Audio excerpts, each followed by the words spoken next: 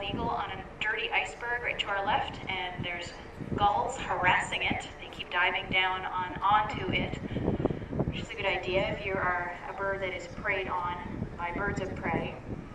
Harassing it till it goes away is probably a good idea.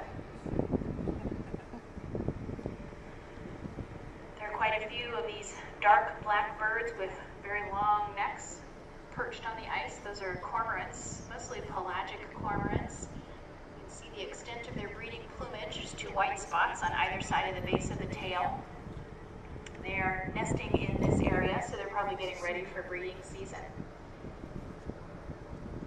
And if you look very carefully, if you have binoculars, if you look up on the ice that is floating in the water, up ahead of us, in between us and the Grand Pacific, there are some places where there are little clusters of harbor seals that are hauled out on the ice. They're not really easy to find, but if you have binoculars and you scan around in that area, it might look like there's pepper sprinkled on the ice.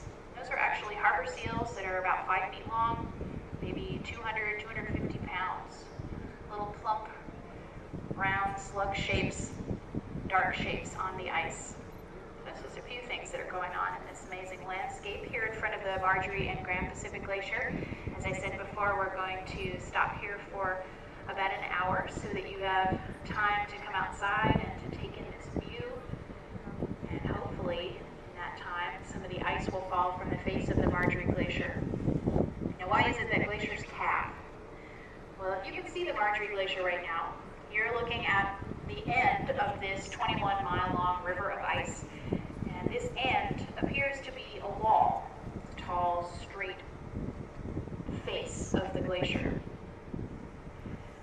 You're seeing 250 feet of that ice above the water surface. So those tall towers of ice are about 250 feet above the water surface. But there's some more ice underwater, maybe 100 feet or so.